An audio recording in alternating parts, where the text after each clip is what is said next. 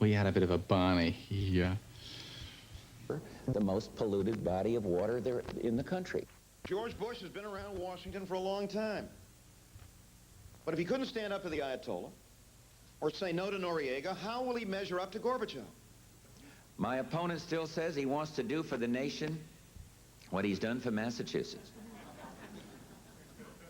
That slogan is sounding more and more like a threat. Truth was the first casualty in the Nixon White House, and it has been the first casualty in the Bush campaign. I'm not questioning his patriotism. I'm questioning his judgment. Friends, this is garbage. This is political garbage.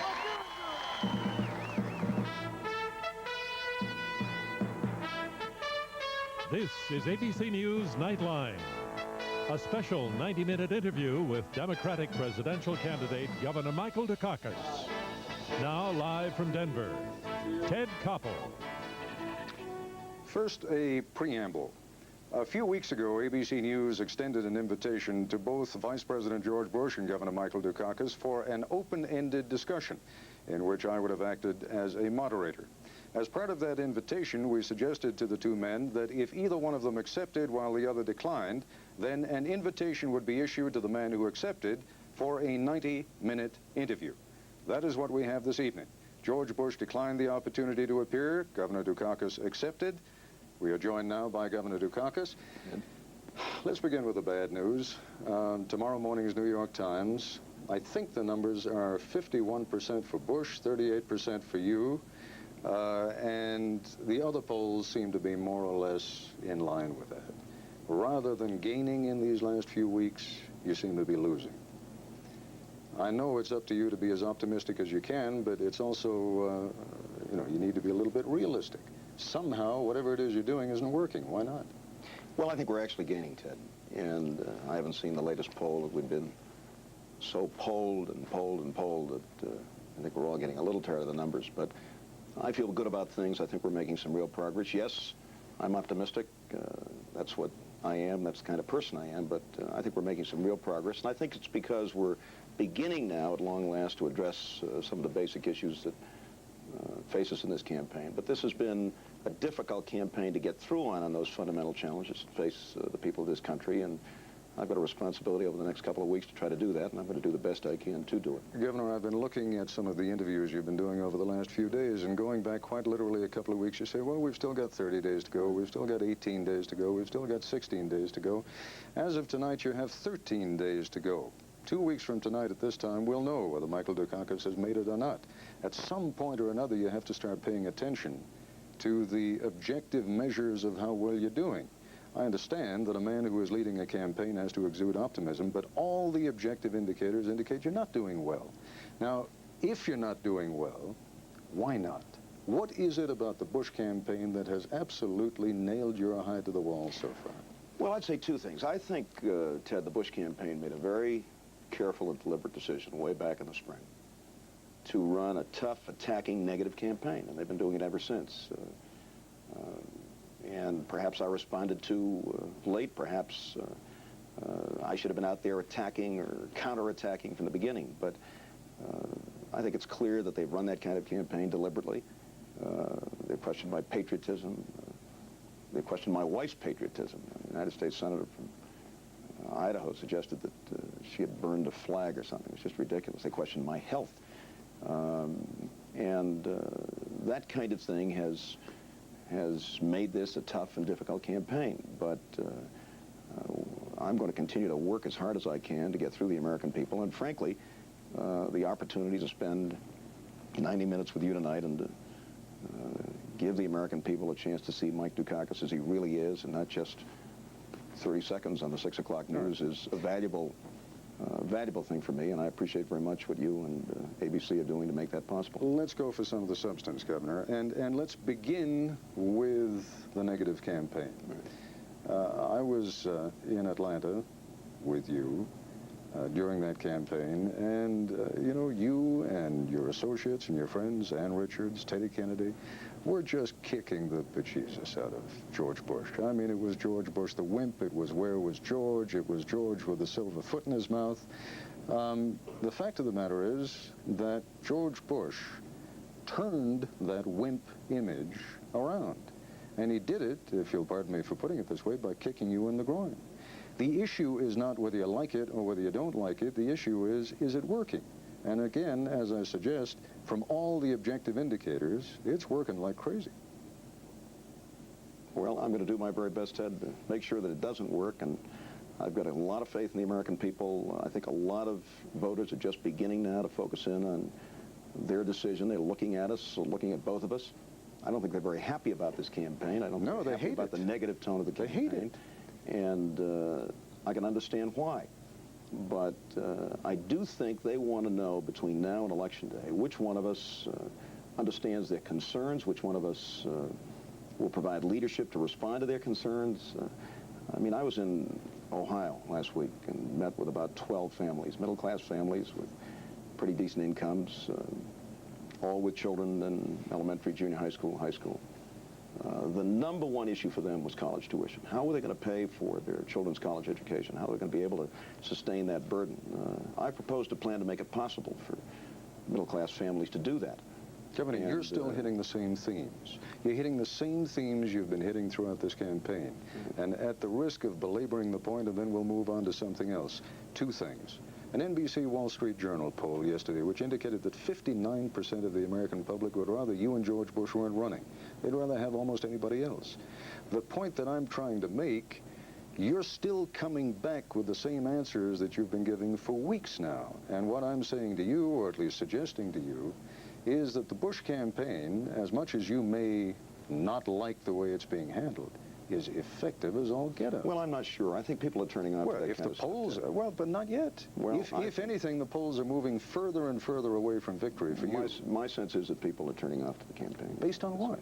Based on my own reading of what's happening out there, my own contact with people, and what our people are telling us. I think there's still a long way to go, and this kind of campaign, 13 days, is a very long time. And no, it's not. 13 days is almost nothing. Well, forgive me. You and I were chatting just before we went on the air, and I told you that in 1964 I covered the Goldwater campaign. During the last days of the Goldwater campaign, I have never seen more enthusiastic crowds anywhere than those who came out for Barry Goldwater. You were telling me just before we went on the air how isolated you are in that flying capsule when you go racing around the country. Let me suggest to someone who's been watching from the outside, if you think you're winning right now, Governor. I didn't say I was winning. If you think you're making ground, if you think you're picking up ground, every independent, every objective indicator, whether it's the Gallup poll, whether it's the NBC poll, whether it's the ABC poll, whether it's the CBS poll, they all show you losing ground, and you're still saying the same kinds of things. Are you going to change anything between now and Election Day? I'm going to continue to address concerns of average Americans at a time when I think they're beginning to focus in on this campaign, Ted, and I'm going to do my very best to go to them with a good, strong, positive message about the future of this country and about the difference it will make if Mike Dukakis and Lloyd Bentsen are elected President and Vice President of the United States. And I have faith in the American people. I'm willing to put my future and the future of our ticket in their hands, but we're going to continue to do everything we can to address those concerns, and at the same time to point out that the Bush campaign has been running a campaign that I think is loaded with distortion and misrepresentation and falsehoods, and I don't think the American people like that, and I really think they are turning off to it. Let me ask you for a definition, and you'll know where I'm coming from as soon as you hear the word. How do you define the word liberal? What is a liberal in 1988? That's maybe a question that we ought to ask George Bush if he had been here. No, I'd like to hear what your definition. Well, I think all of us have combinations of liberal and conservative about us, Ted. I'm not Governor, a label. forgive me. That's been your answer now for 3 months. Yeah, but I'd like to hear what you define. What is a liberal? Well, if one is a liberal in the tradition of Franklin Roosevelt and Harry Truman and John Kennedy, and I'm 1988, Governor.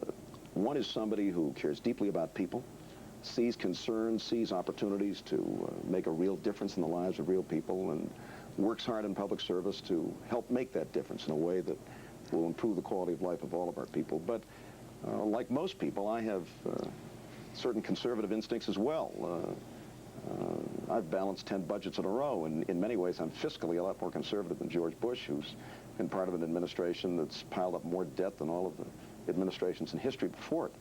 I'm somebody who's cut taxes. I'm somebody who just signed one of the toughest child pornography laws in the country because I want to protect young people. I really don't know whether that's liberal or conservative, but I don't want children exploited in this country or in my state, and for that reason, I fought very hard and worked hard to get that bill. So, as the chief executive of my state for 10 years, I've done some things that I guess you'd call conservative, but I'm also proud of the fact that we've done some things that I think you'd call liberal in the best sense of the word. Now, I think what's going on here is that Mr. Bush is trying to misuse that label in a way which suggests that I'm somebody who doesn't have a set of values, that's kind of permissive, that is willing to let murderers out of jail all the time and you got it. doesn't really care. That's the suggestion. I think that's a bad misuse of it. I think it's a deliberate attempt to paint me with that brush, and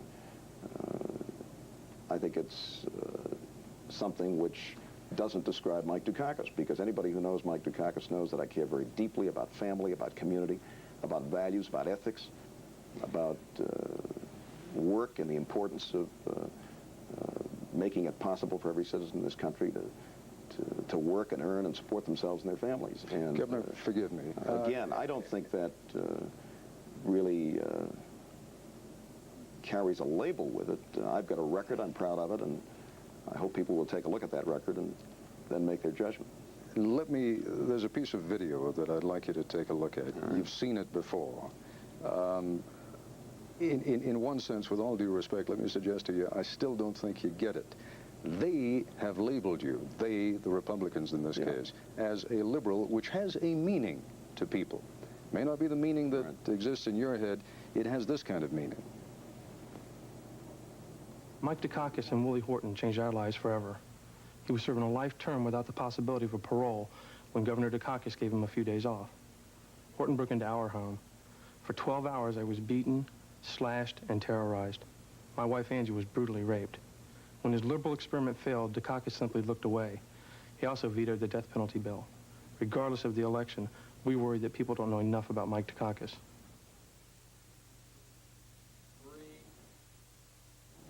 Now, the people who created that ad, are trying to paint you as what used to be called a bleeding heart liberal. Right? And somehow it's catching on. Yeah, and it's really one of the most cynical and one of the most hypocritical things that I've ever seen, Ted. To play politics with a terrible human tragedy like that, a tragedy for which I accepted responsibility, and ultimately stopped the program. But George Bush knows that when President Reagan was the governor of California, he had a very extensive furlough program. It had ended in tragedy, not once but twice, in the murder of a police officer and a school teacher, for which, to his credit, the president accepted responsibility and, in fact, continued the program. And Mr. Bush also knows that the federal prison system, for which he and his administration are responsible, have a furlough program that's furloughing murderers, that's furloughing drug pushers and drug dealers, one of whom last year brutally stabbed and raped and murdered a pregnant young woman. But I would never use that incident to accuse the president of being soft on crime. Except you've repeated that litany about 20 or 30 times in the last few days. But that's important for people to understand, because it demonstrates just how cynical and how hypocritical the use of this very tragic case is on the part of the Bush campaign. Is there something wrong with the process then? I mean, if this kind of thing works, and apparently it is, this works, the ACLU business has worked, you know, the whole furlough business, somehow that has labeled you in a way. You look as though you're stuck. You look as though you're... Well, I've got a responsibility to get the truth out, and that's what we're doing, and to demonstrate the cynicism and the hypocrisy of this, and at the same time to do the best I can to make sure that people know that my state has one of the best law enforcement records in the country, that we've cut crime by more than any other industrial state, that our murder rate is the lowest of any industrial state, and that I, as governor, have personally led that fight. And I think I've got that responsibility, and both here tonight and across the country, I'm going to make sure that people understand just how cynical this effort is to play politics with the human tragedy under these circumstances. Governor, we have a lot of issues we want to touch on tonight, Great. and I told you I wanted to get substance from you tonight. I hope we will on the subject of hostages, terrorism, coming up next. Great. Examine the issues in the final days before the '88 vote. Listen to the country on ABC's World News Tonight with Peter Jennings. And we are back live again from Denver, Colorado, with Governor Michael Dukakis, the Democratic candidate for president. Let's assume for a moment, something I know you'll be happy to assume, that Michael Dukakis is president and is inaugurated on January 20th of next year. And let us assume something that you would not be so happy to assume, that American hostages are still being held in Lebanon. Right. What does President Dukakis do that President Reagan has not done? Well, I'm not privy, obviously, to what the administration has been doing, Ted. I can tell you what I wouldn't do, and then some of the things that I might do. I think there's a fundamental principle here, which I know is difficult. These are agonizing kinds of decisions that a president has to make, because you're dealing with hostages whose life is threatened, in some cases have been taken. You're dealing with families that are so anxious to get their loved ones back. But there's a basic principle here. You can never, ever make concessions for hostages. And that was the mistake that was made, the terrible mistake that was made in the exchange of arms for hostages in Iran. And as you know, further hostages were taken afterwards. I'd certainly use whatever means we have through diplomacy and otherwise to attempt to get those hostages back, but never under any circumstances should concessions be made. And I think one of the real questions about the Vice President's judgment is why it was that he supported that decision.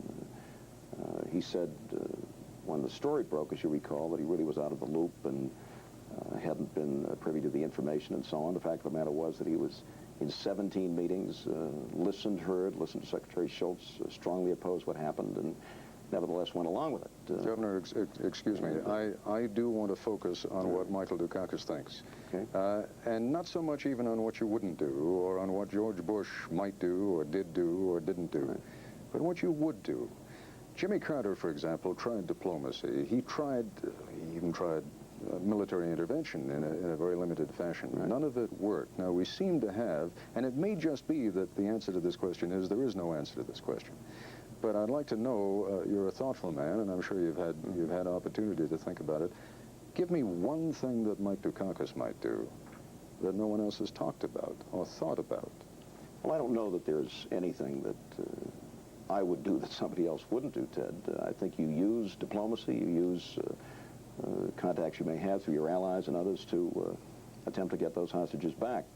But I don't, nor does anybody, have any magic wand that one can wave over the situation and produce those hostages. I think it's a question of persistent diplomacy and efforts to get those hostages back, but never with concessions. And I think that has to be a basic principle which any president has to observe and be. Let me offer you one quick alternative suggestion, just in order to get your reaction to it.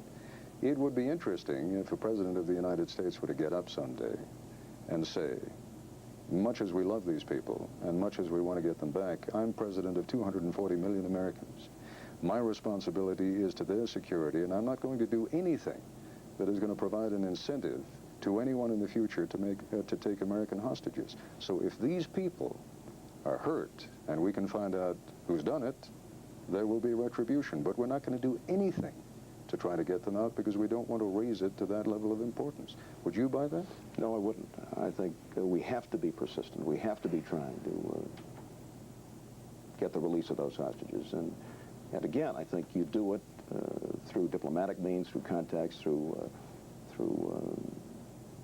opportunities that may be available to us. I don't think you ever stop trying to do it, just so long as you do not make concessions, which, for obvious reasons, would then encourage terrorists to take hostages all over the world, and that's something that we could never tolerate and shouldn't. You make it sound, though, as though diplomacy has some magic wand that it can wave. Even diplomats have to offer some incentive to the hostage takers if you're going to get some kind of a deal. I'm not so sure of that. I think you just continue to persist in your efforts, and there's no way in advance that one can define precisely what that means, but you do so. And I assume and expect that the administration is doing so. And as President of the United States, I would do so. Would Mike Dukakis resume diplomatic relations with Iran?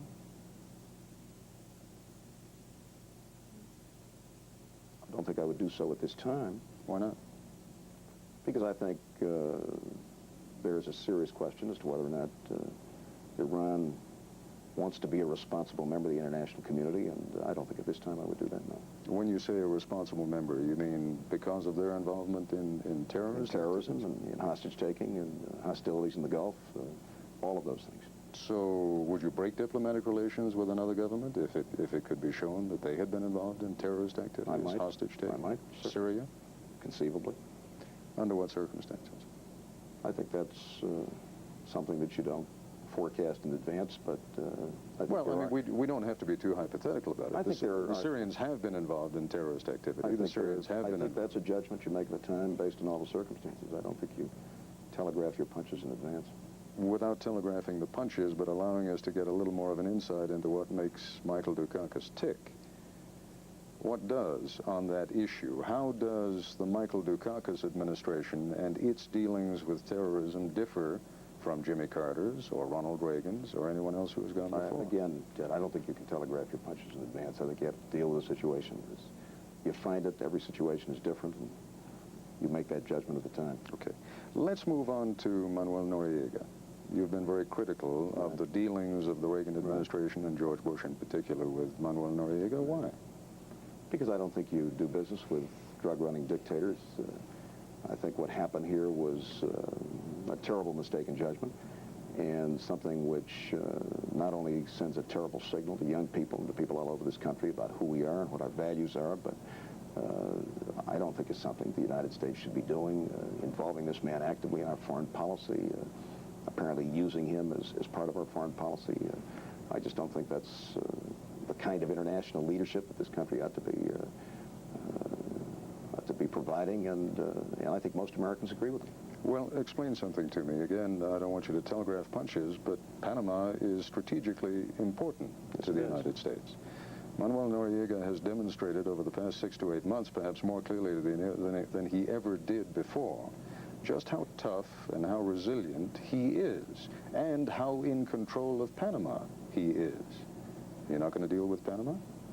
No, but we had an opportunity to do something about it, Ted. How's that? Many, many months ago. 3 respected former presidents of Costa Rica, of Venezuela, and of Colombia were involved in what appeared to be an effort that could be successful in getting Noriega out of there. And I think we should have cooperated with him. I think we should have worked with him. Instead, we decided to go it alone, to act unilaterally, as we have so many times in Central and Latin America, and we failed. I think we could have worked with those 3 former presidents. I think we could have made real progress at getting Noriega out of there and using the leadership of our Democratic neighbors and allies in Central and Latin America. We didn't. He's there, apparently still in command, and we're embarrassed and isolated. Governor, explain to me, what power do those 3 presidents have among them that the collective power of the United States government and military does not have? Well, they have certain influence, certain ties, certain opportunities that perhaps we don't have. But I mean, Noriega's a tough fella. He clearly doesn't want to leave. All the evidence was that they were making significant progress, Ted, in getting him out of there. And why we chose not to work with him and cooperate with him still remains a mystery to me. But I think this is an example of how you work effectively with your friends and neighbors in this hemisphere. And unfortunately, the administration is not. That's why our policy in Nicaragua is a failure, why Soviet and Cuban influence, if anything, is greater today than it was when we began arming and aiding the Contras, and why virtually none of our Democratic neighbors and allies in Central and Latin America support our policy in Central America. Governor, we're going to come back to this, and I want to pick up on some other foreign policy points, most particularly this faith that you have in the capacity of international organizations to help in moving toward peace. We'll be back with Governor Dukakis in just a moment. Before you even touch this camera, you're going to want to own it. The incredible 35mm Infinity Super Zoom 300. New from Olympus.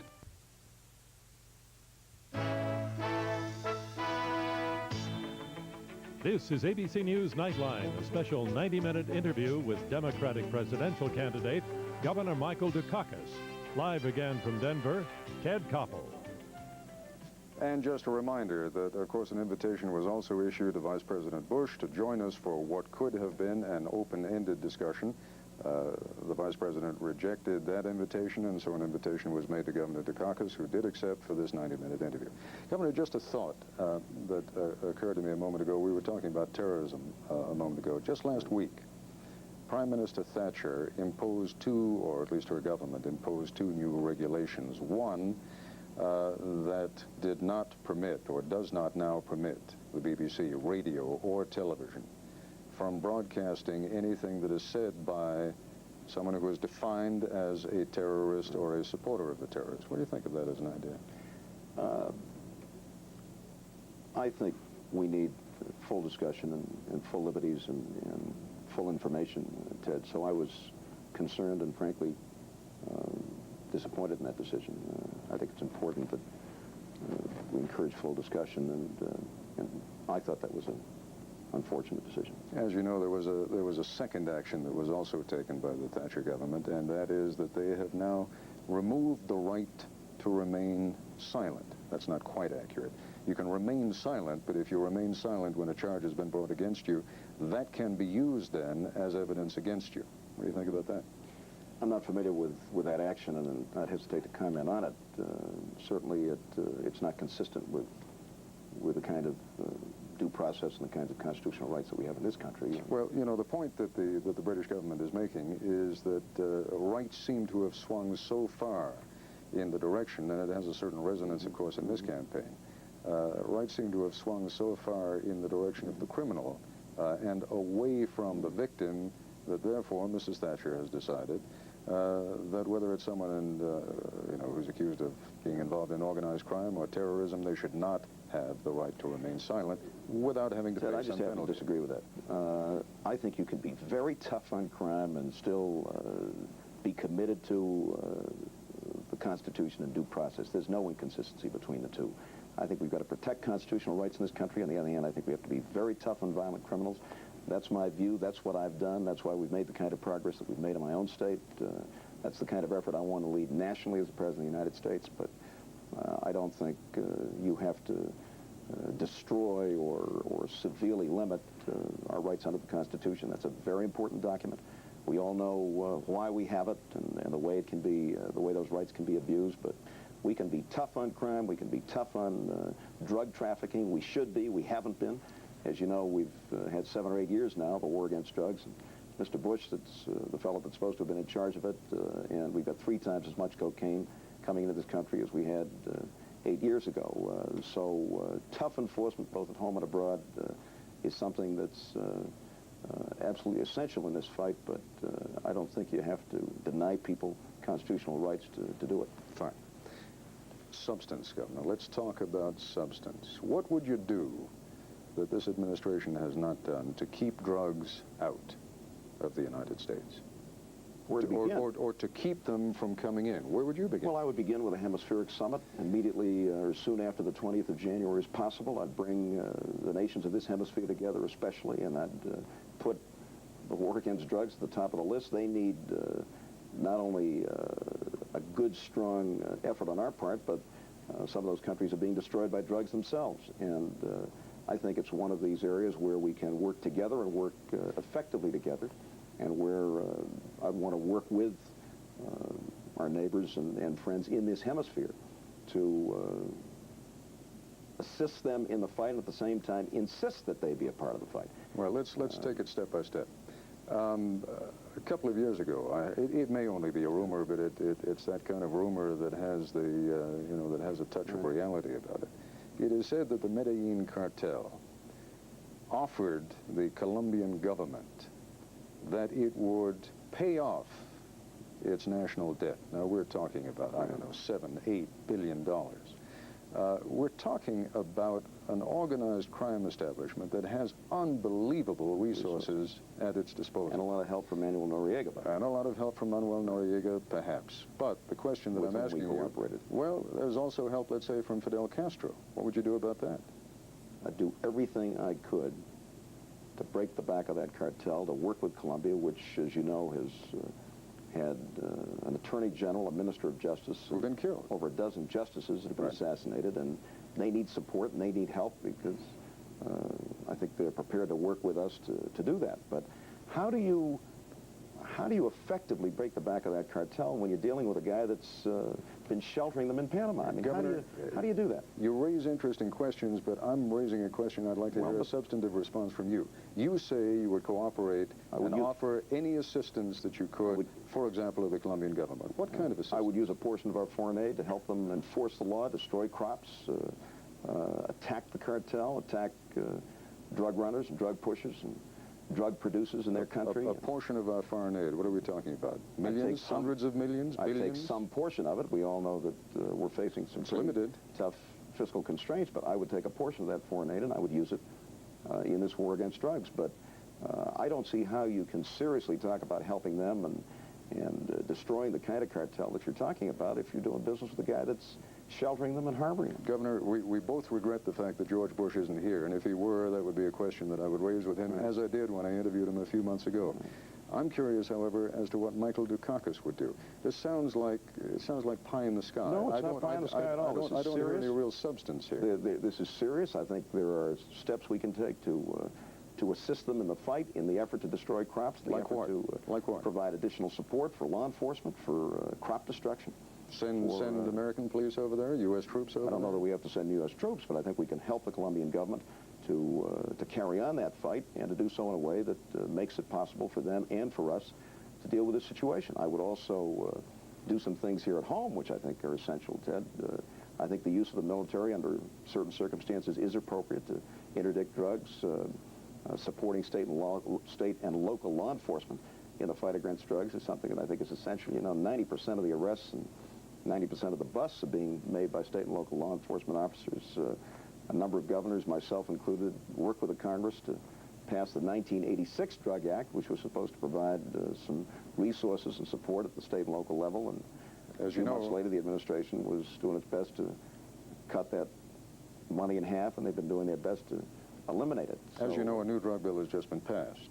Calls for execution for drug kingpins. Right.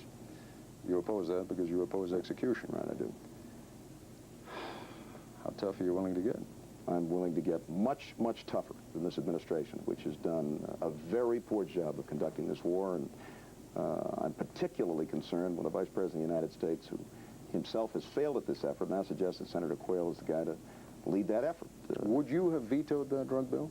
I would have worked with the Congress to come up with a bill which was acceptable to them and acceptable to me. Well, Congress came up with a bill. Would if that ended up on President Dukakis' desk, would you veto it? I would have worked with them to get a bill which was satisfactory to both of us. The fact of the matter is, Ted, that we've had bills before. We had the 1986 bill. We now have this bill. And what they are is a recognition of the fact that the administration has failed in this effort. They haven't been conducting this war. Well, it's not a new failure, Governor, is it? I mean, it is a failure that to all of our regret, we've been experiencing for administration after administration. It just seems to be getting worse and worse and worse. But there are two things that have to happen. First, a new president has to appoint somebody.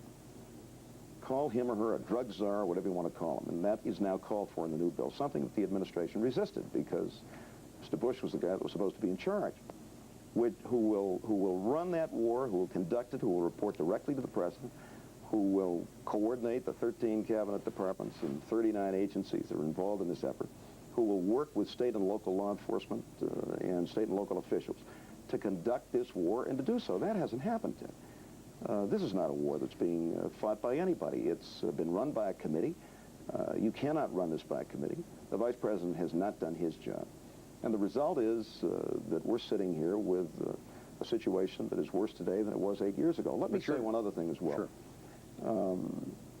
We've got to be tough when it comes to enforcement, both at home and abroad. And I can assure you that under Mike Dukakis and Lloyd Bentsen, we'll do a far better job than we've been getting for the past 7 or 8 years. But we also have to deal with demand. Any drug enforcement officer will tell you that.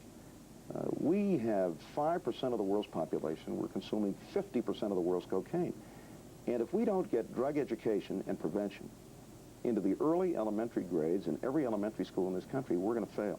So this is clearly one of the greatest priorities that you have. Absolutely.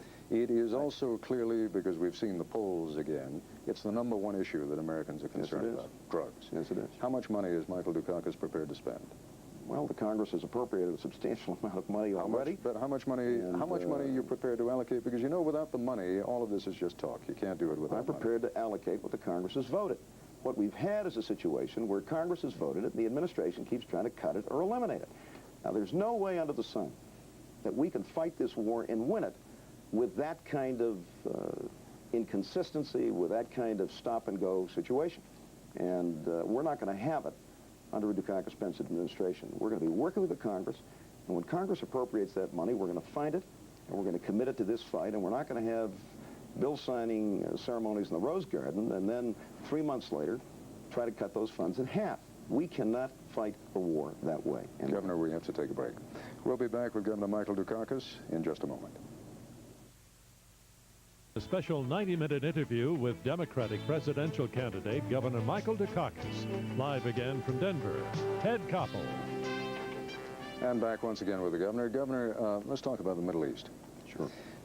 As you know, both the Reagan administration, Shimon Peres, the foreign minister of Israel, King Hussein, most recently of Jordan, are all in favor of a multilateral, multinational conference, probably in Geneva, in which the members of the UN Security Council would participate.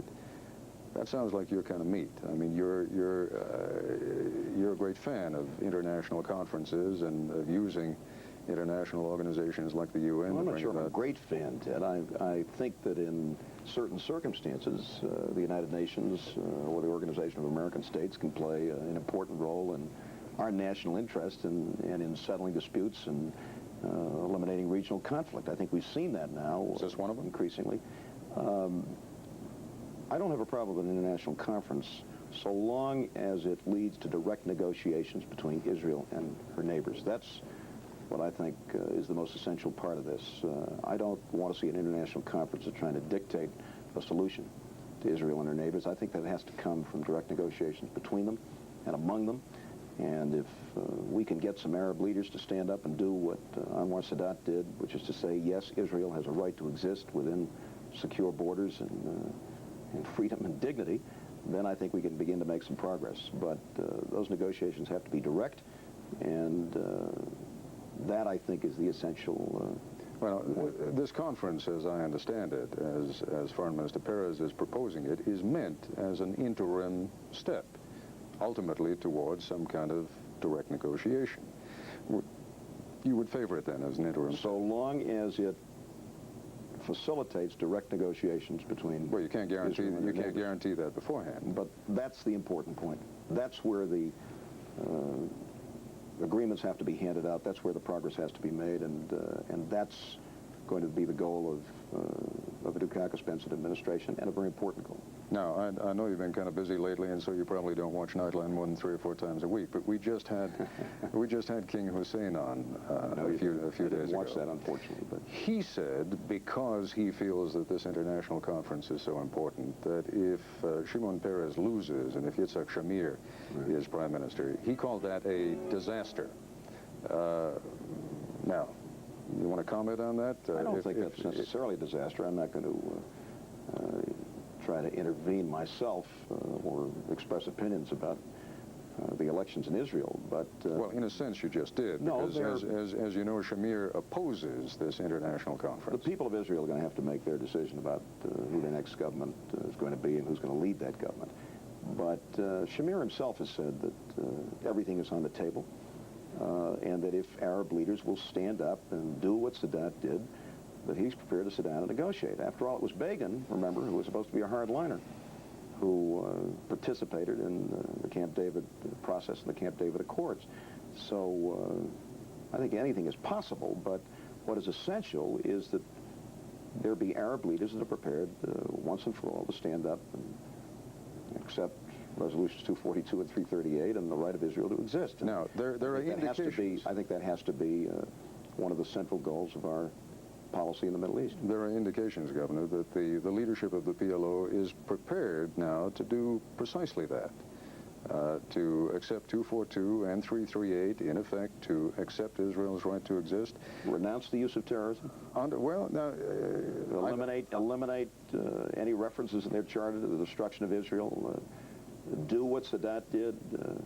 That's going to take some proving and some demonstrating. Well, what I was getting to is, under a Dukakis administration, what role does your Secretary of State play in all of this? Does he participate in this peace conference? In other words, would there be a continuity from the Reagan administration to the Dukakis administration on this point, at least? Well, I think you try to build on the work that's gone before. I think the problem is that we've made virtually no progress over the past 8 years. There was But we're getting there. Well, there was very little effort made to build on the Camp David Accords under this administration, as you know, and Secretary Schultz's plan, which I thought was an important contribution to the process, came so late that there was really no way that it could make the kind of contribution to it that had the administration begun immediately after taking office might in fact have happened. But my Secretary of State and a special envoy to the Middle East will be working very hard to create an environment within which those direct negotiations can take place. That special envoy and the Secretary of State not one and the same? No, I would have a special envoy working with the Secretary and with me. I think it's important that there be somebody designated who would be at that with the Secretary and with the President. Let's move to U.S.-Soviet relations for a moment, and give me, if you would, and here's a softball question that you've been waiting for all evening, give me the Dukakis view of how the United States deals with the Soviet Union. Do you deal, patsy question, do you deal from strength? You have to deal from strength. You don't deal from weakness when it comes to the Soviet Union or any other nation. And what does that mean? I want to see us drive the agenda, Ted. I think we're reacting too much. I want to see us drive an agenda with the Soviet Union. Build on the progress. Isn't that what Mr. Reagan did? Drive the agenda? I mean, wasn't it Ronald Reagan, after all, who insisted on deploying Pershing missiles and cruise missiles in Europe? But I'm talking about an agenda in relation to our efforts with the Soviet Union, which not only proceeds to build on progress already made toward strategic arms limitation and a comprehensive test ban treaty, but gets on with the possibilities for negotiations for the reduction of conventional forces in Europe with deeper cuts on the Soviet side, which I think now are more promising. They've been in some time. Challenges the Soviet Union to work with us to limit or eliminate regional conflict. That's the kind of agenda I'm talking about. Well, let's go back and uses the kind of economic strength we have and the desire on the part of the Soviet Union to take advantage of economic resources in the West to make progress when it comes to trying to open up that society and open up emigration from the Soviet Union. I think that's the kind of agenda we need, and I think it's important that we be driving that agenda. Well, again, Governor, let's see if I can learn from your analysis of what's been going on over the past few years. It was, after all, President Reagan who, by deploying Pershing missiles and cruise missiles in Europe, it can be argued, drove the Soviet Union to the point of being ready to negotiate the INF Treaty. It can be argued that it was the toughness of the Reagan administration in sending arms to the Mujahideen in Afghanistan that ultimately drove the Soviet Union out of there. It could be argued that it was the toughness of the Reagan administration in deploying naval forces in the Persian Gulf that ultimately convinced Iran, and perhaps also Iraq, that they had to come to some kind of a settlement. Now, what's wrong with all of those things? Well, for one thing, decisions to supply the rebels in Afghanistan were made by a Democratic administration. This was not just an initiative on the part of the Reagan administration, the same with the deployment of the Pershing IIs. I think that played some role in the Soviet Union's willingness to come to the table, but I don't think there's any question, Ted, that the domestic difficulties that the Soviet Union is having, the collapse of their economy, the inability that Gorbachev has had to get that economy moving and growing again, has a great deal to do with the fact that we've had some fundamental changes, or at least some apparent changes in Soviet attitudes about arms control and arms reduction, about regional conflict, about pulling out of Afghanistan. I supported both the Carter and Reagan administration's decision to supply the rebels. I think most Americans did.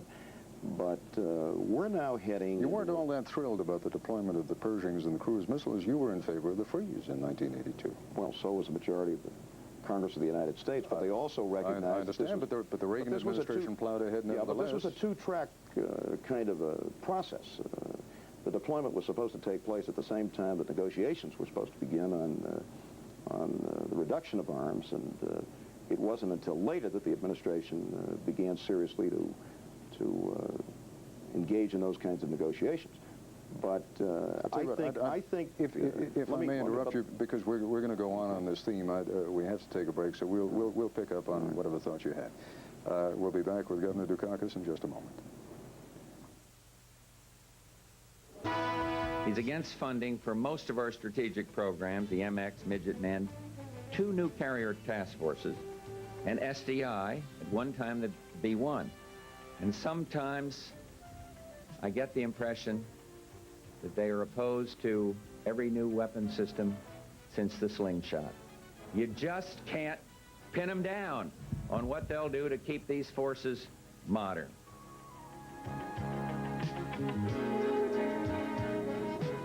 And we're back once again with Governor Michael Dukakis. We'll pick up on that George Bush theme in a moment on the weapons, but I interrupted you before when you were talking about U.S.-Soviet relations, and you were just in the middle of saying that the talks would not have begun. I wasn't quite sure I understood where you were going. Do you remember where you were?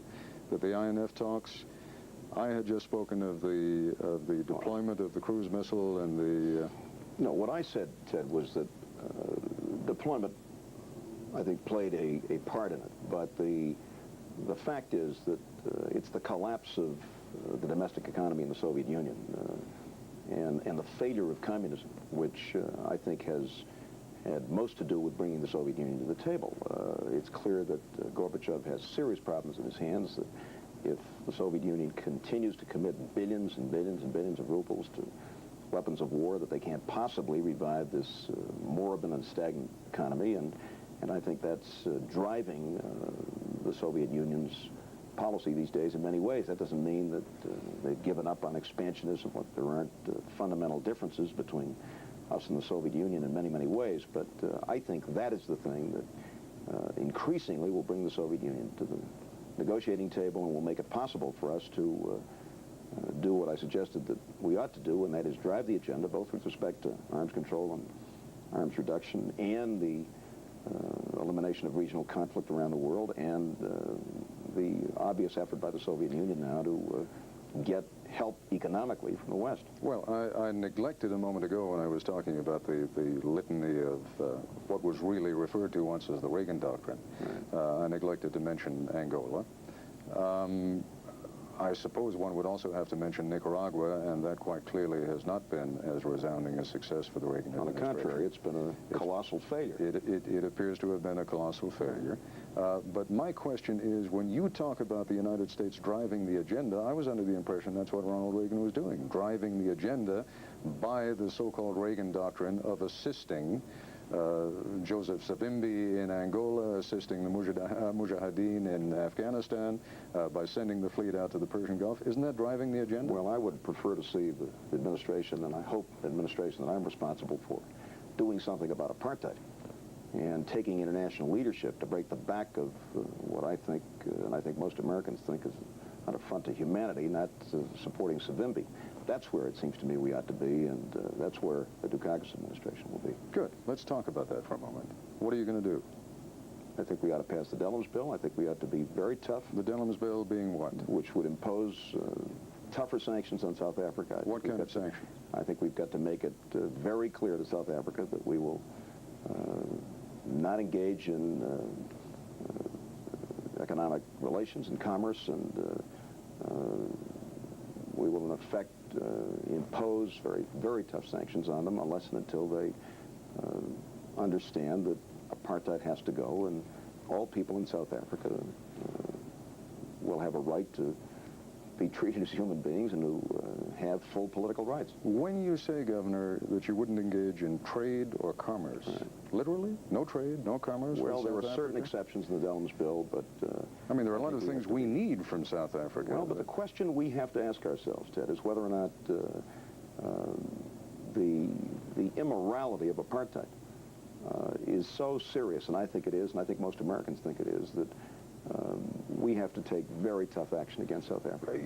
Governor, I can't argue with you. And I think most Americans support that. I think the Congress will support you're the man who's running for president of the United States. So when I ask you, as a man who would be president, are you willing to do without some of those strategic materials that the United States needs from South Africa on a basis of principle? What is your answer? I think there may be some exceptions, and they are provided for in that bill, but I think it's important that we find alternatives, that we seek alternatives, and that we do everything we can to use the strength and clout of the United States of America as an international leader to finally end this really terrible system, which has to end and must end, and I want the United States to. Well, Governor, as you know, there is one alternative as a source of supply for most of those strategic materials, but it's the Soviet Union. Well, there may be other alternatives as well, too. Well, there are. We should explore them. But, well, I mean, you can't create, you know, mines and magnesium mines where there are none. Well, as I say, the or gold. Legislation in question does make certain exceptions, and I support those exceptions. But I want to see the United States being a very, very strong international leader in this effort, and I do not want to see us continue to veto international sanctions in the United Nations. As you know, about 15 months ago, I moderated a debate among you and your then Democratic rivals. At that point, you said that you would be willing to send arms to the ANC. I said I wouldn't rule out the possibility of sending arms to the. That's right. But I don't think that's necessary. I certainly don't think at this point it's called for in order, and I think there are other important things that we ought to do and should do, which I think can be effective in ending apartheid. Would you go as far, and it is a very, and I understand, even as I pose the question, that it's an agonizingly difficult one, but in the interest of so great a principle, would you break relations with the government of South Africa? I think, again, that's something that you deal with at the time, depending on whether or not you think you're making progress toward the end of finally bringing full political rights to all of the people of South Africa. I think that the kind of action I'm suggesting would do that. Well, and I think we can do that. We've got to find a balance here, Governor, because I understand there are things that you can only decide to do after you are president, but you're trying to let the American public look inside your head a little bit and see what would distinguish you from this administration. This administration, quite clearly, would not break diplomatic relations. The first thing we ought to do is impose those sanctions, and then you take it from there. But I want to see us providing that kind of leadership, and I think it's high time we did so. You're not ruling it out? I'm not ruling it out. I'm just saying that I think we have got to take that step. It's an important step. I think it will be an effective step. Talk to me about the Persian Gulf for a moment. Were you in favor, my memory fails me now, were you in favor of sending the fleet out there? Well, I didn't think the sending of a fleet out to protect 11 Kuwaiti tankers made sense, Ted. What I was calling for at the time, and today we seem to be moving in that direction, and in fact making some progress, was a ceasefire, an embargo on the supplying of foreign arms to those two nations, which was fueling that war. And as you know, there were dozens and dozens of countries that were supplying arms to one side or the other, and in some cases to both sides. And probably still are. And a multinational force that would ensure the safety and passage of all shipping in the Gulf. The reason we went in there and provided support and protection for those 11 Kuwaiti tankers wasn't to ensure the freedom of passage of all shipping in the Gulf. It was because, as you know, the Kuwaitis reacted angrily to our shipment of arms to the Ayatollah and then went to Moscow asking for help, and it was at that point that we came in and said, well, we'll protect your tankers. What has happened over time is essentially the kind of thing that I was calling for way back in the spring of '87, which is a multinational but the United force States and a ceasefire. But the United States had to lead, Governor, and that's where I have a little bit of trouble sometimes. But we didn't lead in. Well, we led in going there first, in having our ships there first, and then others were encouraged. But for the purpose of protecting 11 tankers, Ted, that didn't make much sense to me. Even people like Henry Kissinger didn't think it made much sense. A multinational force in the Gulf that's what we should have had. We subsequently have, in fact, had that, and I think that's a good thing, and we should have done it many months earlier. I still haven't given you a chance to respond to the George Bush charge that you've effectively been against every weapon system since the slingshot, but we're going to take a break, and then we'll pick up on that theme. Back with Governor Dukakis in a moment. It was a great show. Oh, it's not bad. When do you do again? The doctor says the 10th, but somehow I think I'll be early. So, who's taking your place on the Gale Harbor project, huh? No one. Uh-oh, there goes that piece of business. No. Who's going to coordinate Houston and Chicago? Me. I'll be back to work in a week. What? You're out of your mind? I thought you said... Riding courtesy bus all day. Number 4, reading front page of USA Today while it's still in machine. Number 3, tightening belt around your waist until you see stars. Number 2, wearing someone else's eyeglasses. And number 1, source of free... Here again, Ted Koppel. Just a couple of quick housekeeping notes, first of all. To those of you who may have joined us late, I do want you to understand that invitations went out to both Vice President Bush and Governor Dukakis for an open-ended discussion. Part of that invitation then stated that if one or the other accepted and the other declined, the one who accepted would be invited to a 90-minute interview, and that's why we're fortunate to have Governor Dukakis with us here this evening. One other point, the ad that we showed you before, the political ad which used Cliff Barnes, we have been told, I've just been informed, that that was not a George Bush campaign ad, it was a Political Action Committee ad. I stand corrected. Now, But consistent with the kind of campaign that Mr. Bush has been running. we were talking a moment ago about George Bush's charge that you've been against every weapon system since the slingshot. Clearly an exaggeration, but you have been against... It's absurd, Ted, and you have been against... I wish he were here to be defending that. And if he were, I think we'd have a pretty lively discussion about Well, you're just going to have to make do with me right now. You have opposed, for example, this administration is trying to build 2 new carrier groups. You oppose those. I oppose them. Of course, the contracts have now been let, and construction is underway. Precisely. And if it proceeds, and it looks as if it will, then it seems to me we ought to take or retire 2 of the older carrier groups. But I oppose that because it just didn't seem to me that, given our resources and given the other priorities in our defense budget, that we ought to be spending billions on 2 new carrier groups. Except, Governor, that you are the man who is calling for a conventional defense initiative in place of the Star Wars Strategic Defense Initiative, and clearly a couple of carrier groups would be a very important part of conventional forces. Right? Just because they're conventional, it doesn't mean you spend money on them. We've got to make sure that we get the best and the strongest and the most cost-effective defense. And when George Bush says that I've opposed all of these weapon systems, he's just plain wrong. And he continues to say it, and they're using it in ads which are plain wrong and well, wrong. Let's take them one at a time. I support the stealth bomber. I support the D-5. The D-5, the D-5 is the submarine Trident missile. The advanced cruise missile. These are systems I support and have, and I think most Americans do. Yes, I'm opposed to spending billions and trillions on Star Wars, so I think we ought to do research at about the level it was at 1983, about $1 billion a year, because I don't want us to lag behind the Soviet Union, which is doing research there, but I wouldn't spend billions on that. I certainly wouldn't spend the billions that Mr. Bush wants to spend on MXs and railroad cars. It's the wrong system. It's a system that does not contribute to our national security. And although I think the strategic concept behind the midget man makes sense, it's a very expensive system. And here again, I think there may well be alternatives. And in any event, there has to be a president who can create a consensus with the Congress on this. For 8 years now, we've been kicking this thing around, and there is no consensus. And in some ways, we're more vulnerable today than we were 8 years ago. Governor, I wasn't this smart 2 days ago, but yesterday someone told me what percentage of our defense budget is spent on nuclear weapons. Do you know what that percentage is? I don't know exactly what the percentage is. It's roughly between 10 and 14%. Now, what that implies, obviously, is that somewhere between 86 and 90% of our budget is spent on things relating to manpower, pensions, conventional warfare. Indeed, the argument has always been that one of the reasons we go for nuclear weapons is that they are so much more cost-effective than conventional warfare. And critics of your program suggest that you don't know where that money is going to come from. Where are you going to find the money to beef up the conventional power?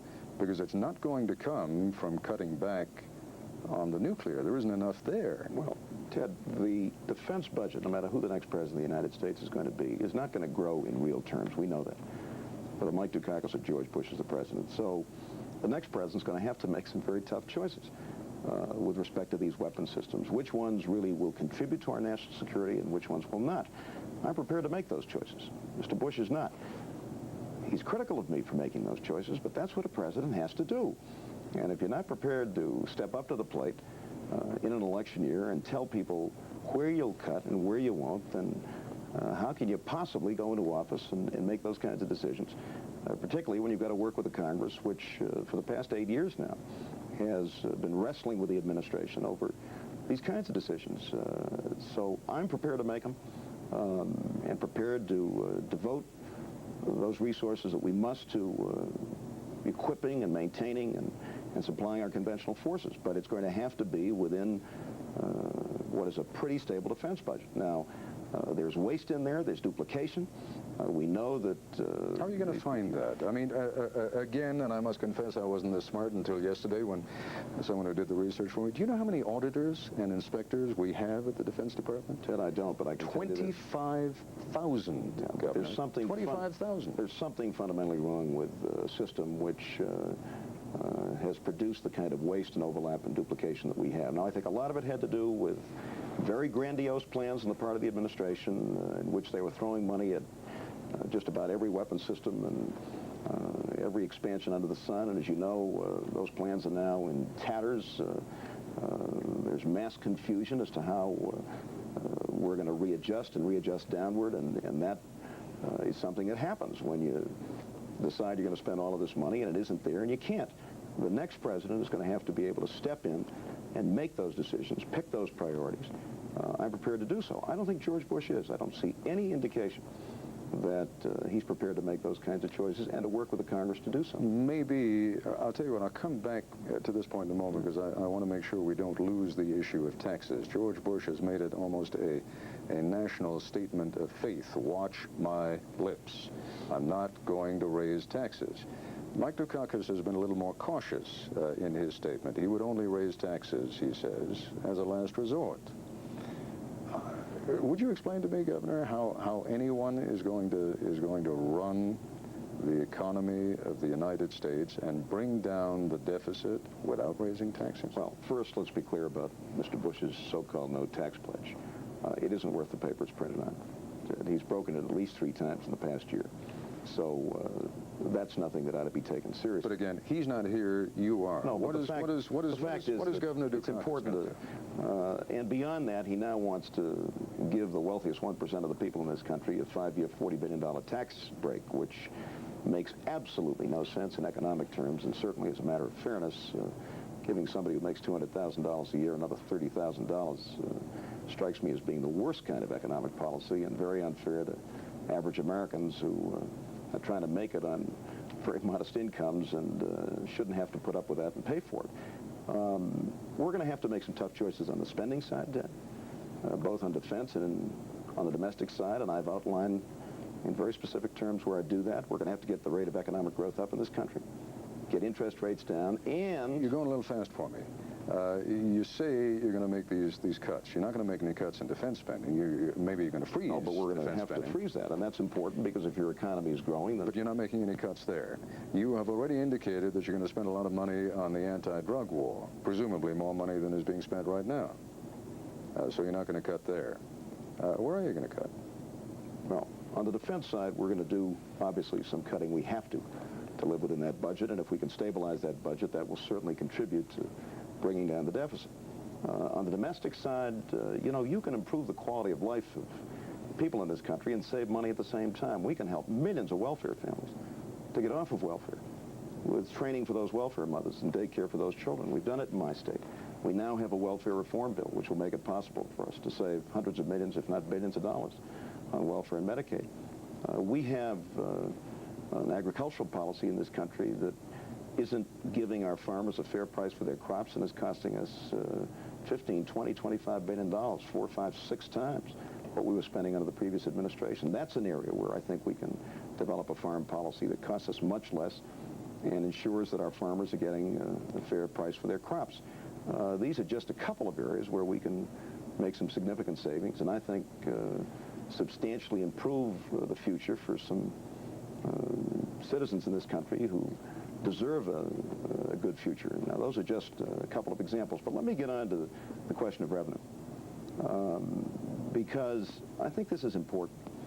You know, we aren't collecting over $100 billion a year in taxes owed that aren't being paid. $20 billion in corporate taxes alone that are owed that aren't being paid. This is the famous tax inspector in every kitchen that the Vice President is throwing at you. And that's not what we're talking about, because the average American pays his taxes and pays them on time, or her taxes. But that's not, pays them on we're not time. going to get the money from that. And in any event, they don't even get to see it. It's taken out of their paycheck before they even get the paycheck. But we're talking about billions and billions of dollars in taxes owed that aren't being paid, much of it by the wealthy, a lot of it by corporations. And I think before you impose new taxes on average Americans who are paying their taxes and paying them on time, that's where you go first. I mean, if you were the President of the United States and you had over $100 billion in taxes owed that aren't being paid, isn't that where you'd go before you started raising taxes on average Americans? If you can find it, Governor. Sure. And we have at least a couple of solid studies which tell us that there are billions to be collected. But we aren't doing the audits we did 10 years ago. For a long time, the IRS had been starved, and we are not talking about inspectors in the kitchen and under the bed. That's nonsense, and George Bush knows it. We're talking about the kind of effective revenue enforcement that makes sure that a lot of people with a lot of money who aren't paying their taxes pay them. The corporations pay their taxes, and that's where you go first before you impose additional burdens on average Americans. Governor, we're going to have to take another break. We'll be coming back for our final segment of this interview with Governor Michael Dukakis in just a moment. The new Dukakis, I understand you've been up since 5 o'clock this morning campaigning. That's 6. 6? Well, in that case, it hasn't been that long a day. Yeah. But anyway, you've been very gracious to join us. Thank you. I just thought that we would perhaps focus on some philosophical things before we say goodnight. Take a look at the process of campaigning for president in the United States these days. I mean, clearly, you got some problems with it. I don't mean you are having problems, but there are problems with the process. We're all unhappy with it. The media's unhappy with it. The public's unhappy with it. I can only assume that you and Mr. Bush are unhappy with it. I can't speak for him. I'm not happy. I'm not unhappy with it, Ted. This has been an extraordinary experience for me and for my family. We've been campaigning for 20 months across this country, and we've met wonderful people. We've seen great examples of people in action in this country and communities all over America. There's no question that if I win this on the 8th of November, I will be a much better president for having gone through this process, and it really has been terrific. I come away from it, despite all of our concerns about the future, and about deficits and debt, and trade deficits and the rest of it. I come away from it even more optimistic about the future of this country than I began, and eager to be the president and to provide leadership. So in that sense, it's been a terrific experience. It's long, no question. You got to be out there and you got to work hard, and particularly since the convention, I felt a little frustrated about my inability to get closer to people, which unfortunately is something that happens once you win the nomination. But overall, I can only say to you that it has been a great experience. Talk about television for a moment. It has a tendency, because so many people get everything of what they savor, flavor from a campaign through television, it has a tendency to dominate, and most of that may be the understatement of the night. Well, it may be, and most of the programs, of course, that we're able to do are not able to devote this much time. Right. Is there anything that can be done about that? I mean, let's forget for a moment about the presidency. Michael Dukakis, interested citizen, has a little time on his hands at some point in the future. How would he reshape the process? I'm not sure at this point, Ted. I think I'm too much in the middle of the process at this point and too actively involved and engaged to try to step back and be objective. I guess the thing that concerns me the most is that I found it very difficult to give people in this country a real sense of who the real Mike Dukakis is, who I am, what I care about, the kind of deep commitment I have to people and to communities and to this country, and why I'm running for the presidency. You know, people have said, well, I'm kind of cool and don't have enough passion and so on. I think people who know me know just how deeply I feel about this country and about our future and about public service and why I've been in public service for 25 years. But it's very difficult to convey that. And frankly, it's this kind of an evening which I think makes it possible for one to do that.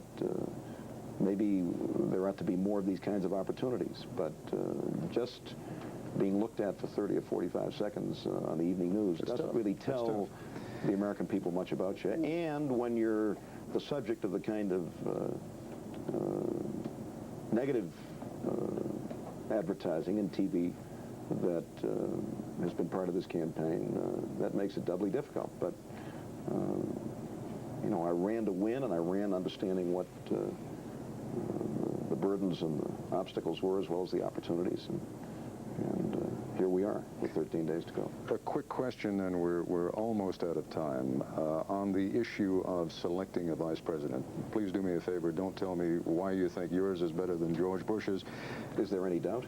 Well, obviously not in your mind, but my question is, can the process be improved? Should it be left to? I understand you're proud of the fact that you chose Lloyd Bentsen, yes, and you focus on the fact that you think Dan Quayle is a bad choice. My question is, should that be left just to the presidential nominee, or should perhaps the delegates have some say in that? Well, theoretically they do, as you know. They could reject the selection, but I think this is an important first presidential decision, Ted. Who did we pick? Why did we pick them? What does that tell you about the kinds of people that I will select to be part of my administration, the kinds of people that George Bush will select? What does it tell you about how we go about the process of picking people, whether or not we want strong people? But tell me whether you would change the process. I don't think I would. I think it's important to place this responsibility in the hands of the nominee and to say, okay, let's see, even in advance of the election, how you go about the business of picking somebody who is going to be a heartbeat away from the presidency, is going to be your senior advisor. In many ways, this is the first national security decision you make, because the person you pick may well, as we have seen 3 times now since World War II, become the president and commander-in-chief.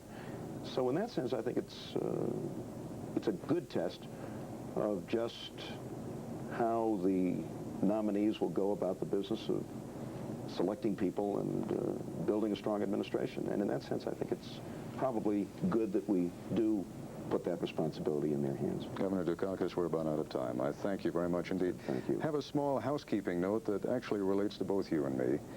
We have been more or less inundated by questions today as to whether I have a daughter who works for Governor Dukakis. Indeed, I do. It was a choice that she made on her own after she graduated from college. I can tell you without having to worry about shading the truth in any fashion, she doesn't tell me what questions to ask. I don't tell her how to run the governor's campaign. And let that be the end of it. Governor Dukakis, thank you very much indeed. I'm Ted Koppel in Denver, Colorado. That's Nightline. For all of us here at ABC News, good night. ABC News Nightline has been brought to you by Apple Computer, maker of Macintosh. We'd like to thank the staff of the Hyatt Regency Denver Technical Center Hotel for their help and cooperation in making this broadcast possible.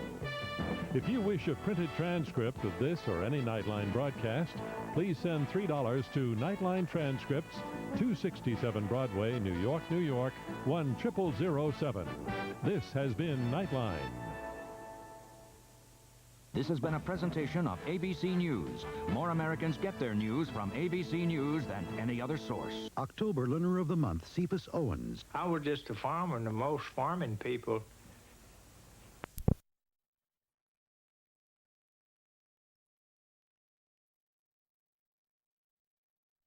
Sandy Koufax, Jew or not a Jew? Jew Not a Jew is brought to you by Feldman's Kosher Pickles. You don't have to be Jewish to like Feldman's, but it helps. If you said Sandy Koufax was a Jew, you made the right call. From ABC, this is World News Tonight with Peter Jennings. Good evening. Income tax and image. That is shorthand for the emphasis on the presidential campaign trail today. George Bush, who's in the Midwest, has been talking almost exclusively about economic growth and taxes. Michael Dukakis, who's been in Colorado, has been trying to talk about all sorts of things, but mostly he's been trying to dispel some images, which he believes are preventing his campaign from gaining ground. According to the latest ABC News Washington Post poll, which has just been finished, here is what the race looks like nationally. Mr. Bush has an 8-point lead over Mr. Dukakis. That is 1 point more than a week ago, and the widest margin for Mr. Bush since we started doing a weekly poll 7 weeks ago. In our latest survey, Mr. Bush is leading with two very significant blocks of voters. He holds a 2-to-1 margin among voters describing themselves as independents. And for the first time, he leads 53 to 44% among so-called Reagan Democrats, those Democrats who defected and voted for President Reagan 4 years ago. Out on the campaign trail itself, we begin with the Dukakis campaign, and here's Sam Donaldson. With 13 days to go, Michael Dukakis was doggedly pounding away again today on his basic selling point, that he and the Republicans represent different economic classes. They want to help people in this country who already have it made. We want to help every American family make it. That's what this campaign's all about. But it is not possible now for Dukakis to stick to his own attack themes. He must continue his effort to combat his opposition's very effective negative advertising. Today, he took on the NRA ads on gun control. As governor, Michael Dukakis did everything he could to take guns away from honest citizens. Dukakis cried foul. Folks, I've always supported the right of hunters and sportsmen to own weapons and people to protect themselves in their own homes. What I'm concerned about is teenagers in major cities in this country running around with Uzis and AK-47s and killing people. That's got to stop. Dukakis' record is in dispute. In the mid-'70s, he did support an unsuccessful effort to ban private ownership of handguns in Massachusetts. But even if people are listening to what he says now, the polls show he's still losing ground. You depressed by the polls, Governor? Feel good. Feel good, Sam. How can you, sir? If things go well. Candidates who appear to be losing can't quit. Dukakis has to press on for his supporters, for his party, and because there's always a chance he can turn it around. Sam Donaldson, ABC News, Denver. As we said at the beginning, Vice President Bush spent the day talking mostly about economics, and he spent less time on the kind of negative campaigning that has had the Dukakis campaign so concerned. Here's ABC's Britt Hume. In Detroit, to address a business group, Bush wanted to get back to his theme of the week, prosperity, which has been obscured the past 2 days by his defense of his TV ads. But today, Bush also defended his plan to cut the capital gains tax and assailed Michael Dukakis for calling it a $40 billion bonus for the rich. It will create jobs. It is not a tax break for the rich. It is a break for those who want to have a job in this country, and I am for it, and let there be no mistake about that. Bush said Dukakis lacks the experience to know why such a tax break on investment income would help. He's never met a payroll. He doesn't understand how, when you're starting out, you need people to join you in taking risks. So he paints my proposal as an effort to help the rich. Wrong. Bush said lower tax rates were the key to the U.S. economic expansion, in which Michigan, by the way, has not yet fully shared.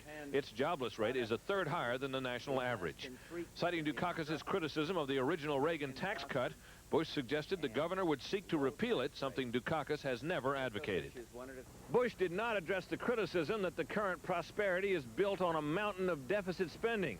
His plan for dealing with that, the so-called flexible freeze on spending, has been criticized as lacking specifics. Fortunately for him, his opponent's plan for the deficit has run into the same criticism. Britt Hume, ABC News, Detroit. Back to the campaign in general. If you think the presidential campaign has been mean, take a look now at the race underway in Georgia's 4th congressional district.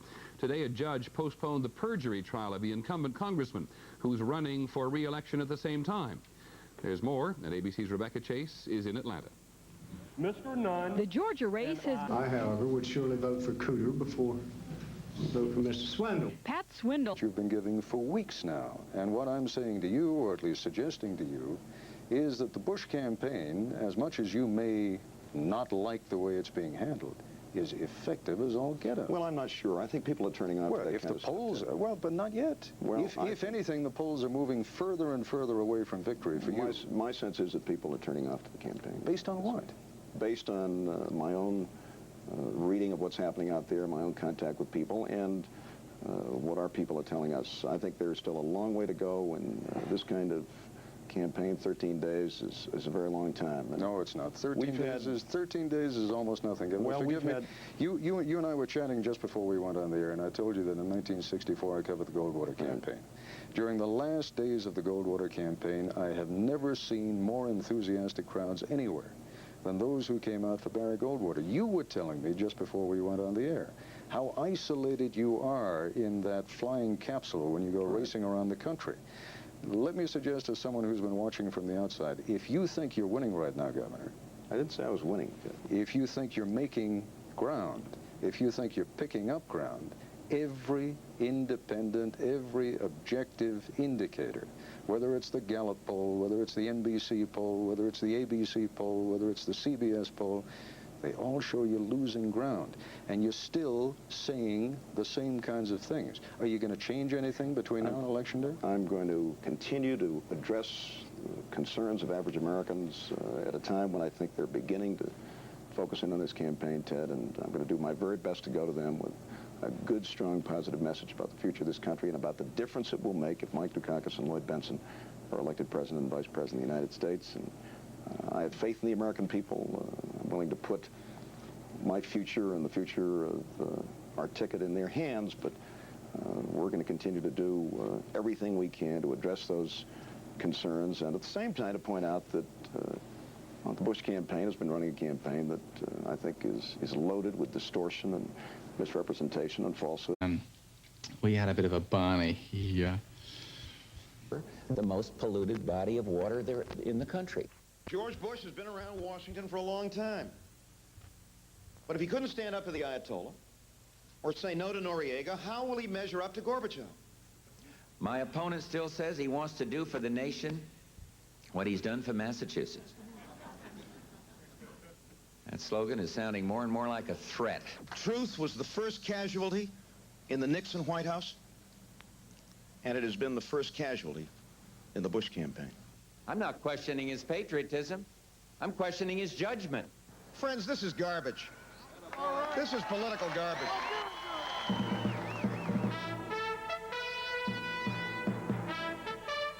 This is ABC News Nightline, a special 90-minute interview with Democratic presidential candidate Governor Michael Dukakis. Now live from Denver, Ted Koppel. First, a preamble. A few weeks ago, ABC News extended an invitation to both Vice President George Bush and Governor Michael Dukakis for an open-ended discussion in which I would have acted as a moderator. As part of that invitation, we suggested to the two men that if either one of them accepted while the other declined, then an invitation would be issued to the man who accepted for a 90-minute interview. That is what we have this evening. George Bush declined the opportunity to appear. Governor Dukakis accepted. We are joined now by Governor Dukakis. Let's begin with the bad news. Tomorrow morning's New York Times, I think the numbers are 51% for Bush, 38% for you, and the other polls seem to be more or less in line with that. Rather than gaining in these last few weeks, you seem to be losing. I know it's up to you to be as optimistic as you can, but it's also, you need to be a little bit realistic. Somehow, whatever it is you're doing isn't working. Why not? Well, I think we're actually gaining, Ted. And I haven't seen the latest poll. We've been so polled and polled and polled that I think we're all getting a little tired of the numbers. But I feel good about things. I think we're making some real progress. Yes, I'm optimistic. That's what I am. That's the kind of person I am. But I think we're making some real progress. And I think it's because we're beginning now, at long last, to address some of the basic issues that face us in this campaign. But this has been a difficult campaign to get through on those fundamental challenges that face the people of this country. And I've got a responsibility over the next couple of weeks to try to do that, and I'm going to do the best I can to do it. Governor, I've been looking at some of the interviews you've been doing over the last few days, and going back quite literally a couple of weeks, you say, well, we've still got 30 days to go, we've still got 18 days to go, we've still got 16 days to go. As of tonight, you have 13 days to go. 2 weeks from tonight at this time, we'll know whether Michael Dukakis has made it or not. At some point or another, you have to start paying attention to the objective measures of how well you're doing. I understand that a man who is leading a campaign has to exude optimism, but all the objective indicators indicate you're not doing well. Now, if you're not doing well, why not? What is it about the Bush campaign that has absolutely nailed your eye to the wall so far? Well, I'd say two things. I think, Ted, the Bush campaign made a very careful and deliberate decision way back in the spring to run a tough, attacking, negative campaign, and they've been doing it ever since. And perhaps I responded too late. Perhaps I should have been out there attacking or counterattacking from the beginning. But I think it's clear that they've run that kind of campaign deliberately. They've questioned my patriotism. They've questioned my wife's patriotism. A United States Senator from Idaho suggested that she had burned a flag or something. It was just ridiculous. They questioned my health. And that kind of thing has made this a tough and difficult campaign. But I'm going to continue to work as hard as I can to get through the American people. And frankly, the opportunity to spend 90 minutes with you tonight and to give the American people a chance to see Mike Dukakis as he really is, and not just 30 seconds on the 6 o'clock news, is a valuable thing for me, and I appreciate very much what you and ABC are doing to make that possible. Let's go for some of the substance, Governor, and let's begin with the negative campaign. I was in Atlanta with you during that campaign, and you know, you and your associates and your friends, Ann Richards, Teddy Kennedy, were just kicking the bejesus out of George Bush. I mean, it was George Bush the wimp. It was where was George. It was George with a silver foot in his mouth. The fact of the matter is that George Bush turned that wimp image around. And he did it, if you'll pardon me for putting it this way, by kicking you in the groin. The issue is not whether you like it or whether you don't like it. The issue is it working? And again, as I suggest, from all the objective indicators, it's working like crazy. Well, I'm going to do my very best, Ted, to make sure that it doesn't work, and I've got a lot of faith in the American people. I think a lot of voters are just beginning now to focus in on their decision. They're looking at us, looking at both of us. I don't think they're very happy about this campaign. I don't think they're happy about the negative tone of the campaign. They hate it. And I can understand why. But I do think they want to know between now and Election Day which one of us understands their concerns, which one of us will provide leadership to respond to their concerns. I mean, I was in Ohio last week and met with about 12 families, middle-class families with pretty decent incomes, all with children in elementary, junior high school, high school. The number one issue for them was college tuition. How were they going to pay for their children's college education? How are they going to be able to sustain that burden? I proposed a plan to make it possible for middle-class families to do that.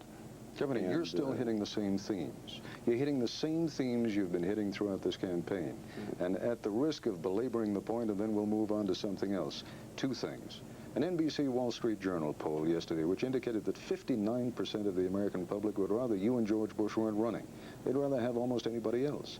The point that I'm trying to make, you're still coming back with the same answers. And I don't think the American people like that, and I really think they are turning off to it. Let me ask you for a definition, and you'll know where I'm coming from as soon as you hear the word. How do you define the word liberal?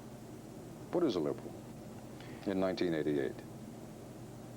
That's maybe a question that we ought to ask George Bush if he had been here. No, I'd like to hear what your definition. Well, I think all of us have combinations of liberal and conservative about us, Ted. I'm not Governor, a label. Forgive me. That's been your answer now for 3 months. Yeah, but I'd like to hear what you define. What is a liberal? Well, if one is a liberal in the tradition of Franklin Roosevelt and Harry Truman and John Kennedy, and I'm 1988, Governor. One is somebody who cares deeply about people, sees concerns, sees opportunities to make a real difference in the lives of real people, and works hard in public service to help make that difference in a way that will improve the quality of life of all of our people. But like most people, I have certain conservative instincts as well. I've balanced 10 budgets in a row, and in many ways I'm fiscally a lot more conservative than George Bush, who's been part of an administration that's piled up more debt than all of the administrations in history before it. I'm somebody who's cut taxes. I'm somebody who just signed one of the toughest child pornography laws in the country because I want to protect young people. I really don't know whether that's liberal or conservative, but I don't want children exploited in this country or in my state, and for that reason, I fought very hard and worked hard to get that bill. So, as the chief executive of my state for 10 years, I've done some things that I guess you'd call conservative, but I'm also proud of the fact that we've done some things that I think you'd call liberal in the best sense of the word. Now, I think what's going on here is that Mr. Bush is trying to misuse that label in a way which suggests that I'm somebody who doesn't have a set of values, that's kind of permissive, that is willing to let murderers out of jail all the time and doesn't really care. That's the suggestion. I think that's a bad misuse of it. I think it's a deliberate attempt to paint me with that brush, and I think it's something which doesn't describe Mike Dukakis, because anybody who